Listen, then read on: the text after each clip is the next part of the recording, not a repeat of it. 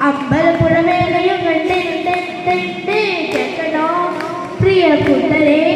അവൾ കൊഞ്ചി പറഞ്ഞ കഥ അവൾ കൊഞ്ചി പറഞ്ഞ കഥ കേൾക്കണോ പ്രിയ കൂട്ടരെ അവൾ കൊഞ്ചി പറഞ്ഞ കഥ അവൾ കൊഞ്ചി പറഞ്ഞ കഥ മുത്തു കണ്ടു